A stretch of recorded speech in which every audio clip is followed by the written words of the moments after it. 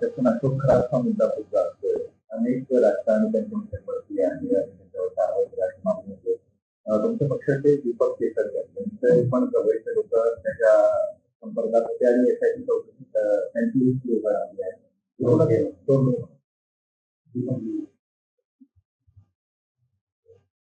खराब प्रकरण हे महाराष्ट्रभर गाजते. एक तुम्हाला निश्चित सांगतो की आम्ही राजकारणामध्ये अनेक लोक आहेत, अनेक लोक असतात, अनेक वेळेला अनेकांशी संपर्कही येतो. नेमकं येणाऱ्या माणसाच्या मनात काय आहे हे कधी सांगता येत नाही, किंवा तो काय उद्योग करतो हे पूर्वकल्पना कधीही नसते. आणि असून जर कोणी त्याला जर साथ देत असेल तर तो गुन्हा आहे. तसा जर गुन्हा कुणाकडून घडला असेल तर निश्चित त्याची सुद्धा चौकशी झाली पाहिजे.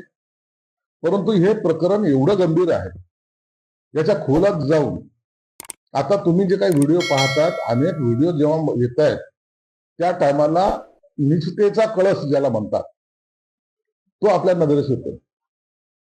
म्हणून एखाद्यावर श्रद्धा ठेवणे किंवा एखाद्याला मानणं आणि त्याचा असा गैरफायदा घेणं हे अत्यंत, त्याला काय शब्द त्याला सुचत नाही, परंतु हे खेदजनकच आहे आणि अत्यंत किळसवान आहे. म्हणून असे धर्माच्या नावावर किंवा ज्योतिषाच्या नावावर किंवा बौद्धगिरीच्या नावावर असा जो काही प्रकार झालेला आहे तो या महाराष्ट्राला कलंक. यावर अत्यंत कठोरपणे कारवाई केली पाहिजे. आता तुम्ही असं नसतं काय, एखाद्या वेळेला एखाद्याला थोडी बहुत मदत करणं हा भाग वेगळा आहे, परंतु हा मदतीचा जर गैरवापर जर कोणी घेतला असेल तर मात्र त्याचं चुकीचं झालेलं आहे. एक भावनेच्या भरात एखाद्याला जो मदत करायचा प्रयत्न केला असेल तर ती भावना कुठपर्यंत असावी यालाही काही लिमिटेशन असलं पाहिजे. म्हणून आता जो काही GRBR काढला म्हणतात त्याच्यामुळं एक आपल्याकडे लोकांचा रोष जातो, हे मात्र तेवढंच खरं आहे. की एखादा मुख्यमंत्री ज्यावेळेस एखाद्या व्यक्तीला किंवा एखाद्या महाराजांना भेटायला जातो त्यावेळेस एक यंत्रणा असते की ती त्या सगळी चौकशी करते, अशा बाबी जाणं योग्य आहे का योग्य अशा प्रकारची भूमिका बनते. एकनाथ शिंदे मुख्यमंत्री असताना तिथं पोहोचल्याचा आरोप केला जातो आणि नेते त्या ठिकाणी पोहोचले त्यांच्या. हो, एकनाथ शिंदे साहेब असतील किंवा अमित शाह साहेब असतील किंवा इतर कोणी नेते असतील, त्यावेळेला हे प्रकरण कधी उघडीस आलं का हे आता कळायला लागलेलं आहे. म्हणून जोपर्यंत प्रकरण समोर येत नाही तोपर्यंत प्रत्येकाला थोडं त्याची बाजू समाजासमोर जोपर्यंत येत नाही किंवा त्याच्यावर गुन्हा दाखल होत नाही तोपर्यंत या प्रकरणात कळायचं काही मार्गच उरत नाही. म्हणून हे अंधारातले प्रकार जेव्हा उजेडात येतात त्या टायमाला आपण आपल्याकडून सुद्धा आपण चुकीच्या माणसाला भेटलो त्याचा पश्चाताप आम्हालाही होतो. घरातलं पकडलं घेऊन गेलं आता खराब पोलिसांबरोबर मला खरं करताय तुमच्यावर देव खूप आहे, तुमचा खूप. आता त्या खराबच्या देव कोकण्याला किंवा त्याच्या बोलण्याला काही अर्थ राहिलेला नाही. जेव्हा अनेकांच्या तक्रारी आता प्राप्त होतील, मला वाटतं खराबचा रामराहीम झाल्याशिवाय राहणार नाही. अनेक वर्ष त्याला तुरुंगात काढावं लागतील अशी एकंदर परिस्थिती आहे. आणि सरकारने सुद्धा सगळ्या चौकशा हा त्याच्या मागे लावलेल्या आहेत आणि निश्चितच याच्यातून सर्व समोर येईल. आणि जेव्हा सगळं प्रकार उघडकीस येतील, आता असं सांगितलं भागीदार जे कोणी आहे त्यांच्यापर्यंत पोहोचतील असं आता पोहोचलंच पाहिजे ना. जेव्हा चौकशी होती तर सर्व अँगलने होते. मग याचे कुणाशी संबंध आहेत, कोण याच्याबरोबर पार्टनर आहे, कुणाबरोबर यांनी भागीदारी केलेली आहे किंवा इतर लफड्यामध्ये कोण कोण याच्या बरोबर आहेत, आणखीन काही प्रकार घडलेले आहेत का, त्याच्यासाठी याचा कुठे सहभाग आहे का, त्या सगळ्या बाबी तपासल्या जातील. एक फक्त त्याच्या गुन्ह्यापुरतं नाही तर त्यांनी इतरांना काही सहकार्य केलं का किंवा इतरांनी त्याला काही सहकार्य केलं का, या सगळ्या बाबीचा उलगडा या चौकशीमध्ये निश्चित होईल. लोक का ते बघा, राजकीय लोकांचं तुम्ही एक सांगतो, आम्ही सप्ताहाला जातो, आम्ही मंदिराला जातो, आम्ही प्रत्येक ठिकाणी जातो आणि कार्यकर्त्यांचा आग्रही असतो. आणि अशा वेळेला एखाद्या चांगल्या भावनेने जर गेलो आणि तिथं जर काही एखादं चुकीचं काही घडलं तर त्याचा दोष असा डायरेक्टली तुम्हाला देता येणार नाही. म्हणून मग उद्यापासून प्रत्येक आलेल्या माणसाचं त्याला आयडेंटिफाय करणं, मग त्याचा पूर्व इतिहास 10 वर्षाचा काढणं हे शक्य होत नसतं.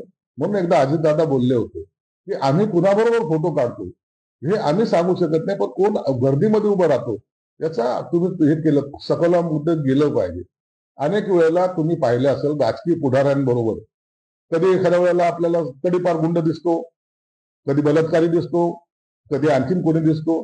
हे नेत्यांना माहिती असलं, जाणून बुजून जर झालं तर तो गुन्हा. पण अचानक कोणी जर काही केलं तर त्याला दोष देता येणार नाही. म्हणून आता सगळे नेते सुद्धा सावध झालेले असावेत आणि यापुढे असे जे काही फोटोग्राफ्स किंवा असे काही कार्यक्रम ज्याला आपण वेगळा अर्थ देतो त्या ठिकाणी जायला आता लोक कचरतील.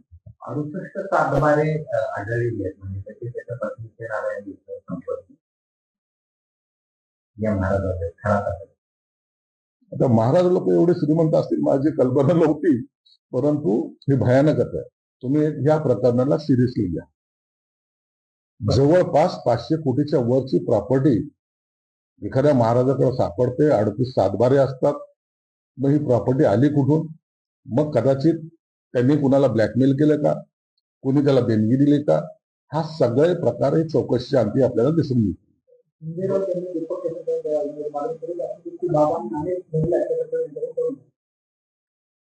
संजय राऊत बी त्याच्यात सामील असावं कदाचित. साईबाबाचा प्रसाद त्यांनी सुद्धा किती वेळा खाल्ला असेल त्यांना विचारायचा.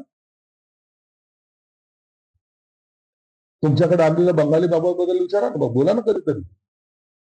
तो काळ्या ड्रेसवाला बंगाली बाबा कोण आहे?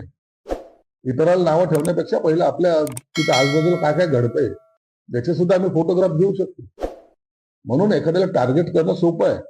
जेव्हा घडतात त्या टायमाला सर्वांनी सामूहिकपणे त्याची निषेध केला पाहिजे आणि त्याची चौकशी सुद्धा केली पाहिजे.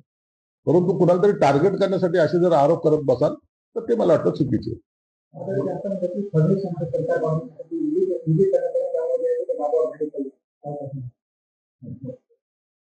आता उद्धव ठाकरे साहेब जेव्हा त्या वर्षामध्ये होते त्या ठिकाणी फार काही लिंबू वगैरे वगैरे निघाली म्हणतात, काळा जादू केल्याचे म्हणतात.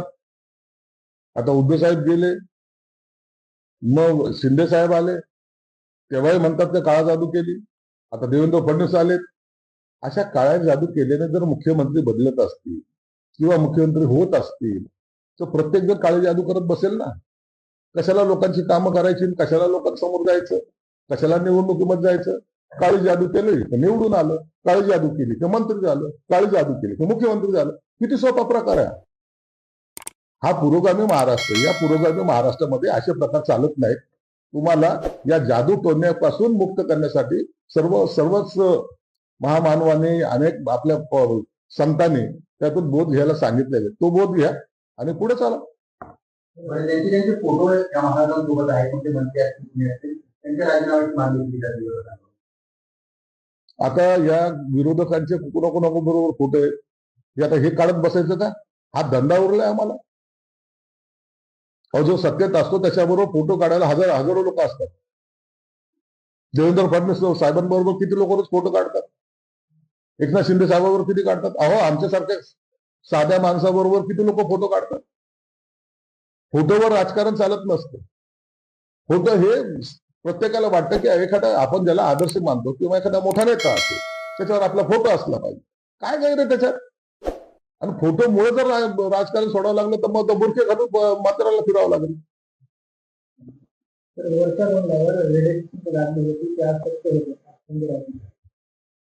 बरं झालं तिथं रेड्याची शिंगे भेटली, याची शिंगे भेटली पाहिजे होती. कसले काय आरोप करताना काही विचार तरी करत जा. संजय राऊतला तिथं ठेवलं पाहिजे होतं. हाच मोठा जादूगर आहे ज्यांनी उद्धव साहेबांची सत्ता पलटून टाकली, पक्ष बुडवून टाकला. म्हणून अशा जादू टोण्यावर काही चालत नसतं. हे सरकार आहे, हे घटनेच्या धोरणानुसार चालतं.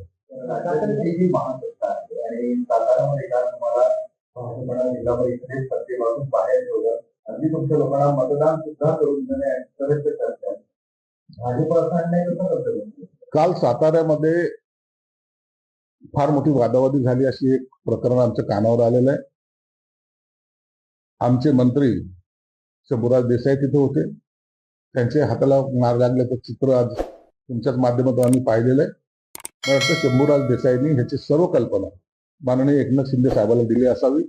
आणि म्हणून नेमकं प्रकरण काय हे शंभूराज देसाई आणि शिंदे साहेबांना माहिती. आणि मग त्याच्यावर अशा माहितीमध्ये काम करताना अशा अडचणी का येतात यावरचा निर्णय एकनाथ शिंदे साहेब जरूर घेतील.